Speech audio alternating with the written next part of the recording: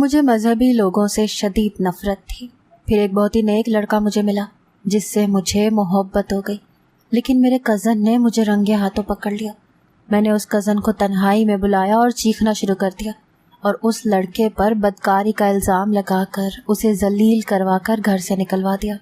میں نے سوچا کہ ایسا کرنے سے مجھے سکون ملے گا، لیکن اس کزن نے تو مجھے ہی۔ میں نے ایک مذہبی گھرانے میں آنکھ کھولی تھی۔ میرے گھر پر سخت پردے کی پابندی تھی۔ ہم 2 بہنیں اور 3 بھائی تھے۔ میں سب سے چھوٹی تھی، لیکن لاڈلی ہرگز نہیں تھی، بلکہ ہر ایک کو مجھی پر روب جمانے کا موقع مل جاتا تھا۔ میرا پورا ددیال ایک ہی گلی میں رہتا تھا۔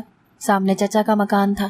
میرے تینوں بھائی شادی شدہ تھے اور مجھ سے بڑی بہن کی منگنی فواد بھائی سے ہو چکی تھی، جو کہ ہمارے چچا زاد بھی تھے۔ میں 5 وقتہ نمازن تو تھی، لیکن عادتاً میرے اندر ایمان کی حلاوت بالکل نہیں تھی۔ مجھے اپنے ماحول سے نفرت تھی۔ مجھے اپنے گھر کا ماحول بہت ہی گھٹا گھٹا سا لگتا تھا۔ ہر وقت سر پہ دوپٹہ اوڑھے رکھو، کسی اجنبی سے بات نہ کرو، کنواری لڑکیاں شادی پر زیادہ تیار ہو کر نہ جائیں، شادی پر ناچ گانا نہیں ہونا چاہیے۔ اتنی پابندیوں کے ساتھ مجھے اپنے بھائیوں کی شادی پر ذرا بھی مزہ نہیں آیا تھا۔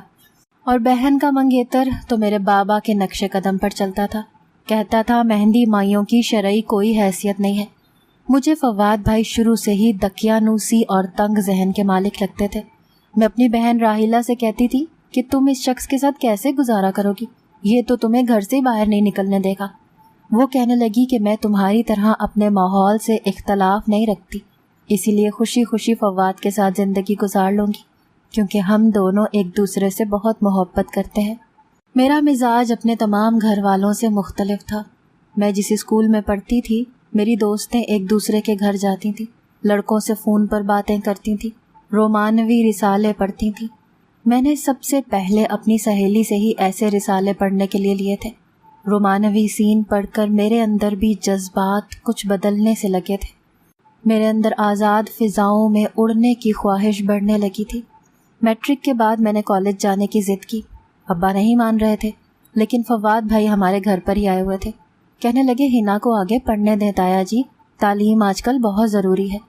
ابا کو میں 4 دن سے منا رہی تھی، ان کی منتیں کر رہی تھی، لیکن ان کی نہ ہاں میں بدلنے کو تیار نہ تھی، اور فواد بھائی کے ایک بار کہنے پر وہ مان گئے تھے۔ نہ جانے کیوں مجھے وہ شخص ایک آنکھ نہیں بھاتا تھا۔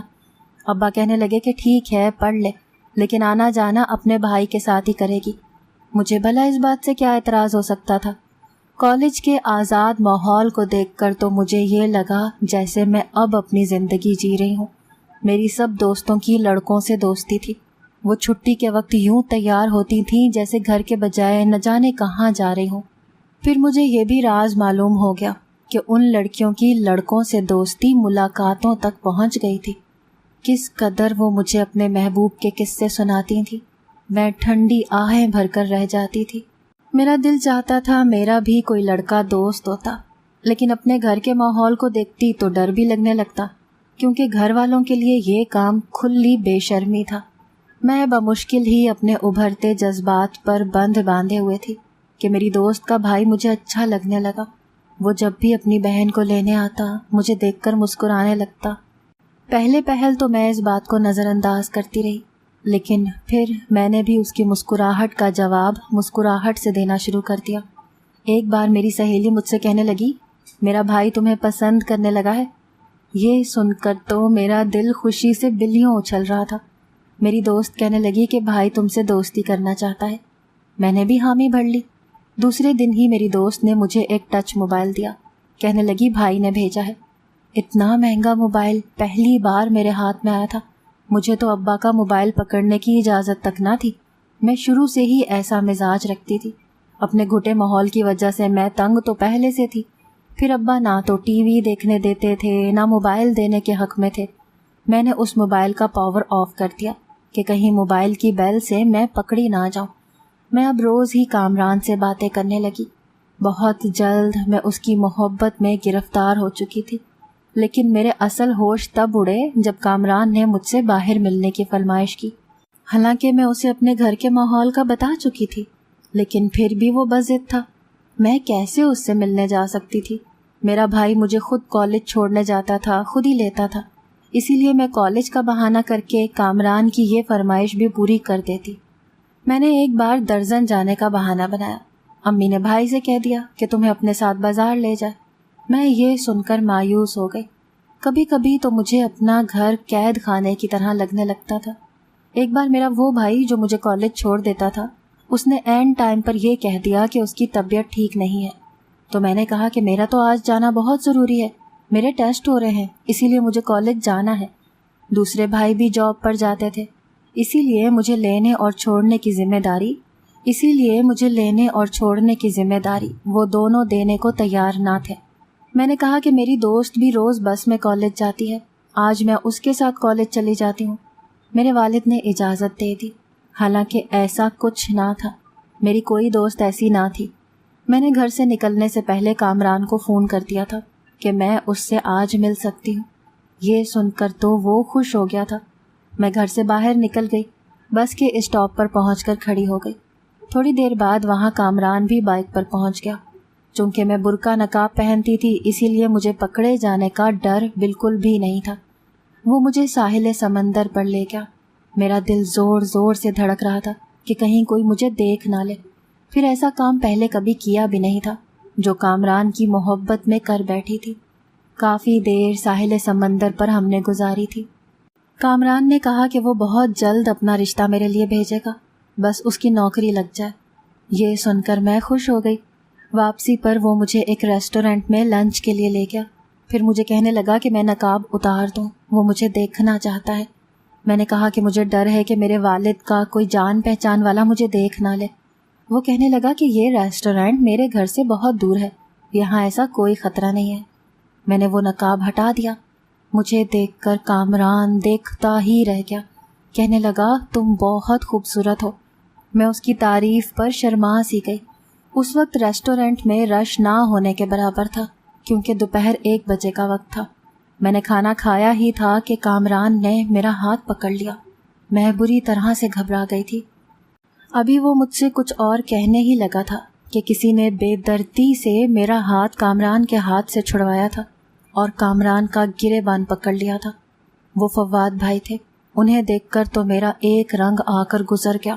مجھے اپنی شامت صاف دکھائی دے رہی تھی۔ وہ کامران کو کہنے لگے کہ تمہاری ہمت کیسے ہوئی میری بہن کے ساتھ یہ سب کرنے کی؟ میں رونے لگی۔ میں نے فواد بھائی سے کہا کہ وہ کامران کو چھوڑ دیں۔ کامران بھی بری طرح سے گھبرایا ہوا تھا۔ فواد بھائی نے مجھے غصے سے سرخ آنکھوں سے دیکھا۔ کامران کا گریبان چھوڑ کر میرا ہاتھ پکڑ کر مجھے ریسٹورنٹ سے باہر لے گئے۔ مجھ سے کہنے لگے کہ تم کالج کے بہانے سے یہاں آتی ہو اس آوارہ گرد لڑکے سے ملنے۔ میں نے کہا کہ میں اس سے محبت کرتی ہوں، وہ مجھ سے شادی کرنا چاہتا ہے۔ میری بات سن کر وہ اشتعال میں آ گئے، کہنے لگے تم اس قدر بے شرم بھی ہو سکتی ہو، میں سوچ بھی نہیں سکتا تھا۔ وہ مجھے اپنے ساتھ میرے گھر لے آئے۔ پورے راستے میں ان کی منت سماجت کرتی رہی کہ وہ ابا کو کچھ نہ بتائیں، لیکن انہوں نے کوئی جواب نہ دیا۔ مجھے گھر کے اندر لے گئے۔ میرے والد اس وقت گھر پر ہی تھے۔ مجھے فواد کے ساتھ دیکھ کر پوچھنے لگے کہ مجھے تو اپنی دوست کے ساتھ واپس لوٹنا تھا۔ فواد بھائی کہنے لگے کہ انہوں نے مجھے بس اسٹاپ پر کھڑے دیکھا تو مجھے وہ اپنے ساتھ لے آئے۔ انہوں نے میرے والد کو سچ نہیں بتایا تھا۔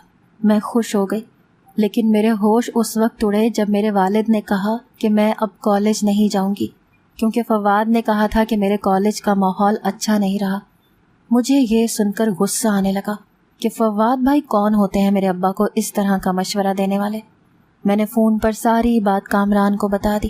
وہ مجھ سے کہنے لگا کہ میں گھر سے بھاگ جاؤں، لیکن میرا دل اس بات پر آمادہ نہ تھا۔ میں نے کامران سے کہا کہ وہ اپنا رشتہ میرے لیے بھیج دے۔ وہ کہنے لگا تمہارا بہنوئی ایسا ہونے ہی نہیں دے گا، اور پھر ابھی اس کی نوکری بھی نہیں لگی، وہ میرا رشتہ ابھی نہیں لا سکتا۔ میں ابھی اسی پریشانی سے باہر نہیں نکلی تھی کہ فواد بھائی میرے گھر آئے، ابا سے کہہ کر میرا رشتہ دوسرے چچا کے بیٹے سے کروا دیا۔ نہ جانے میرے والد کیوں ان کی ہر بات مانتے تھے۔ میں اس دن بہت روئی تھی۔ ہمارے ہاں رشتہ کرتے ہوئے لڑکی سے مشورہ نہیں کیا جاتا تھا، بس جو بھی ماں باپ کو پسند آ جاتا وہ رشتہ کر دیتے۔ مجھے اپنا وہ کزن ایک آنکھ نہیں بھاتا تھا۔ میں اپنے کسی بھی رشتہ دار کے گھر جانا نہیں چاہتی تھی۔ میں بے حد پریشان ہو کر رہ گئی تھی۔ ابھی اسی مصیبت سے باہر نہیں نکلی تھی کہ میری بڑی بہن نے مجھ پر ایک نیا بم میرے سر پر پھوڑ دیا۔ کہنے لگی کہ اسی جمعے کو تمہارا نکاح فہد سے ہو جائے گا۔ یہ سن کر تو میں ششدر سی رہ گئی تھی۔ میں نے کہا کہ اتنی جلدی کیوں؟ وہ کہنے لگی کہ مجھے نہیں معلوم، فواد نے ہی یہ مشورہ ابا کو دیا ہے۔ فواد کا نام سن کر تو میرے اندر ایک آگ سی لگ گئی۔ وہ کون ہوتا ہے میرے بارے میں فیصلہ کرنے والا؟ میرا جی چاہا کہ جا کر فواد کا منہ ہی توڑ ڈالوں۔ میرا کامران تو وہ مجھ سے چھین چکا تھا، وہ ابھی کسی بھی قیمت پر میرا رشتہ نہ لاتا، اور مجھے فہد ایک آنکھ نہیں بھاتا تھا۔ یہ میں بھی جانتی تھی کہ فواد میری بڑی بہن کو کتنا چاہتا ہے اور پسند کرتا ہے۔ اس وقت میرے اندر نفرت کا طوفان ٹھاٹھے مار رہا تھا۔ میرا جی چاہ رہا تھا کہ میں اس شخص کی زندگی برباد کر دوں، اسے کہیں منہ دکھانے کے قابل نہ چھوڑوں۔ جس طرح سے اس شخص نے میری محبت مجھ سے چھینی ہے، میں بھی اسے کہیں کا نہ چھوڑوں، اسے بدنام کر دوں، ذلیل و خوار کر دوں، تاکہ اس کا رشتہ میری بہن سے ٹوٹ جائے۔ میں اپنے اندر فواد کے لیے نفرت کا زہر بھر چکی تھی، اسی لیے میں نے نکاح سے ایک دن پہلے اپنے بہنوئی کو فون کیا۔ میرے پاس کامران کا فون موجود تھا، اسی سے میں نے فواد کے نمبر پر کال کی۔ تھوڑی دیر کے بعد اس نے فون اٹھا لیا۔ میں رونے لگی۔ میں نے کہا فواد بھائی مجھے بچا لیں، کامران مجھے برباد کر دے گا، اس کے پاس میری تصاویر ہیں، وہ انہیں وائرل کر دے گا، وہ مجھے بلیک میل کر رہا ہے، میرے فون کا بیلنس بھی ختم ہے، آپ پلیز چھپ کر میرے کمرے میں آ جائیں، میں آپ سے بات کر لوں، میں بہت پریشان ہوں، وہ مجھے برباد۔ اپنی بات ادھوری چھوڑ کر میں نے فون آف کر دیا۔ وہ شاید میرے گھر کی دیوار پھلانگ کر آئے تھے۔ میرے کمرے کا دروازہ کھلا تھا۔ جیسے ہی وہ میرے کمرے میں داخل ہوئے میں رونے لگی کہ مجھے بچا لیں۔ وہ میرے پاس آ گئے، مجھ سے پوچھنے لگے کہ کامران نے مجھے کیا دھمکی دی ہے۔ اس سے پہلے کہ وہ سچ جانتے، میں نے جلدی سے کمرے کا دروازہ بند کیا اور اپنے کپڑے پھاڑنے لگی، ساتھ ہی میں چلانے لگی کہ مجھے بچاؤ۔ میری اچانک کی افتاد پر فواد بوکھلاس آ گیا۔ اس سے پہلے کہ وہ کمرے سے باہر نکلتا میں اس کے سینے سے جا کر لگی۔ وہ مجھے خود سے الگ کرنے کی کوشش کر رہا تھا، مجھ سے کہنے لگا کہ ہنا یہ کیا بدتمیزی ہے، یہ تم کیا کر رہی ہو؟ لیکن مجھ پر تو صرف ایک ہی جنون سوار تھا۔ کچھ ہی دیر میں میرے کمرے کا دروازہ دھکے سے کھلا تھا۔ میرے والد، بھائی، سب گھر والے اٹھ چکے تھے اور فواد کو میرے کمرے میں بھی دیکھ چکے تھے۔ میں نے ایک دم فواد کو دھکا دیا اور روتے ہوئے اپنے والد کے ساتھ لگ گئی۔ دیکھنے والوں کو یہی لگا کہ وہ میرے ساتھ زبردستی کر رہا تھا۔ میری حالت بھی کچھ ایسی تھی کہ سب کی شک بھری نظریں فواد پر تھیں۔ میں نے کہا اس شخص نے مجھے کہیں کا نہیں چھوڑا، مجھے برباد کر دیا۔ میری بات پر فواد بدحواس سا ہو گیا، کہنے لگا ہنا جھوٹ بول رہی ہے، میں نے اس کے ساتھ ایسا کچھ نہیں کیا، تایا جی میں ایسا سوچ بھی نہیں سکتا ہوں، اس نے خود مجھے فون کر کے بلایا تھا۔ فواد بھی میرے والد کے پاس آ گیا۔ میں نے کہا یہ جھوٹ بول رہے ہیں ابا، میرے پاس موبائل کہاں سے آیا جو میں ان کو فون کرتی؟ ہمارے ہاں کب لڑکیوں کے پاس موبائل ہوتے ہیں؟ میری یہ بات بھی سچی ثابت ہو گئی تھی۔ میں نے کہا کہ یہ مجھے برباد کر چکے ہیں، انہوں نے مجھے کسی کے قابل نہیں چھوڑا، ان کی پہلے بھی مجھ پر نظر تھی، یہ اس دن بھی مجھے کالج سے چھٹی کروا کے ایک ہوٹل کے کمرے میں لے گئے تھے اور میرے ساتھ۔ میں رونے لگی۔ ابا انہوں نے مجھے دھمکی دی تھی کہ میں کسی سے کچھ نہ کہوں، اپنا گناہ چھپانے کے لیے انہوں نے میری فہد سے بات طے کر دی تاکہ یہ سب کی نظر میں عزت دار رہیں۔ میں نے انہیں بدنام کرنے میں کوئی کسر نہیں چھوڑی تھی۔ وہ کہنے لگے کہ میں جھوٹ بول رہی ہوں، ان پر الزام تراشی کر رہی ہوں۔ ابا نے فواد بھائی کے منہ پر کھینچ کے تھپڑ مارا تھا، کہنے لگے دفع ہو جاؤ یہاں سے، تمہیں میں نے اپنے بیٹے سے بڑھ کر سمجھا تھا اور تم نے میری ہی پیٹھ پر چھرا گھونپ دیا۔ میرے ابا کی آنکھوں سے آنسو جاری ہو گئے، فواد بھائی کی آنکھوں سے بھی آنسو بہہ رہے تھے۔ وہ ہاتھ جوڑ کر کہنے لگے تایا مجھ سے جو چاہیں قسم لے لیں، میں نے ہنا کے ساتھ کچھ نہیں کیا۔ میرے بھائیوں نے بھی فواد کو بہت مارا تھا۔ رات کے اس پہر شور سا مچ گیا، میرے والد کے سینے میں درد سا اٹھنے لگا۔ میرے بھائی میرے والد کو ہسپتال لے گئے، میری دونوں چچیاں بھی وہاں پہنچ گئیں۔ فواد اپنے گھر جا چکا تھا، فہد بھی ساری بات جان کر مجھ سے رشتہ توڑنے کا اندیہ سنا چکا تھا۔ کہنے لگا گناہ فواد نے کیا ہے تو ہنا سے نکاح بھی وہی کرے گا۔ میری چچی کو اس بات پر یقین نہیں آ رہا تھا کہ ان کا بیٹا میرے ساتھ یہ سب کچھ کر سکتا ہے۔ میری بڑی بہن کا رو رو کے برا حال تھا۔ میرے والد کو مائنر ہارٹ اٹیک ہوا تھا۔ میں نہیں جانتی تھی کہ میرے ابا اس بات کا اتنا بڑا صدمہ لے لیں گے۔ اگلے ہی روز شام تک میرے والد گھر آئے، بہت چپ چپ سے تھے۔ اگلے روز میرے گھر پر سب لوگ جمع تھے سوائے فواد کے۔ سب نے یہی کہا کہ آج ہی ہنا کا نکاح فواد سے کر دیا جائے تاکہ گھر کی بات گھر میں ہی رہ جائے۔ یہ خبر جب میں نے سنی تو میرے ہوش ہی اڑ گئے۔ میں نے تو یہ سب ڈرامہ اس لیے کیا تھا کہ فواد سے ہم لوگوں کا ہر ناطہ ٹوٹ جائے، لیکن مجھے اندازہ نہیں تھا کہ میرا ہی نکاح اس سے کر دیا جائے گا۔ میری بہن اپنے کمرے میں بند ہو گئی تھی، کیونکہ محبت تو وہ بھی فواد سے بہت کرتی تھی، پھر اسے میرے ساتھ کیے گئے ظلم کا بھی احساس تھا۔ میں نے اپنی امی سے صاف انکار کر دیا کہ مجھے فواد سے نکاح نہیں کرنا، مجھے اس سے نفرت ہے۔ میری والدہ کہنے لگیں کہ تجھے اور کوئی اپنائے گا بھی نہیں، اور تمہارے والد کی ایسی حالت نہیں ہے کہ تمہارے انکار کو برداشت کر سکے۔ مجھے مجبوراً چپ ہونا پڑا۔ میرا نکاح فواد سے پڑھوا دیا گیا۔ میرا دل اب زور زور سے دھڑک رہا تھا۔ سب کے سامنے تو میں نے خود کو سچا ثابت کر دیا تھا، لیکن فواد کے سامنے کیا جواب دیتی؟ میں سادگی سے رخصت ہو کر اپنی بہن کی جگہ اس گھر میں آ گئی تھی جہاں آنے کے خواب میری بہن نے نہ جانے کب سے سجائے تھے۔ میری بہن اپنے کمرے سے باہر ہی نہیں آئی تھی، شاید اس کا دل زیادہ دکھا تھا۔ مجھے بڑی خاموشی کے ساتھ فواد کے کمرے میں بٹھایا گیا تھا۔ مجھے اب کچھ برا لگ رہا تھا۔ میں نے کچھ اور سوچا تھا، لیکن جو کچھ ہو چکا تھا وہ بہت برا تھا۔ فواد بہت غصے سے میرے کمرے میں داخل ہوئے تھے۔ اس وقت آنکھیں شدت ضبط سے سرخ ہو رہی تھیں۔ وہ میرے سامنے آ کر بیٹھ گئے، کہنے لگے کہ میں نے تمہارا کیا بگاڑا تھا؟ میرا قصور کیا تھا جو تم نے مجھے یوں بدنام کر دیا؟ میں نے تو تمہیں ہمیشہ چھوٹی بہن سمجھا تھا ہی نا۔ تمہیں ایک ایسے شخص سے بچایا تھا جو تم جیسی نہ جانے کتنی لڑکیوں کو برباد کر چکا تھا۔ یہ بات سن کر مجھے حیرت کا جھٹکا لگا۔ وہ کہنے لگے کہ کامران کو وہ بہت اچھی طرح سے جانتے تھے۔ وہ سچ میں لڑکیوں کو بلیک میل کرتا تھا، انہیں پیار کے جال میں پھنسا کر اپنی ہوس کا نشانہ بناتا تھا۔ یہ سن کر میری نظریں اس شخص کے سامنے جھک گئی تھیں۔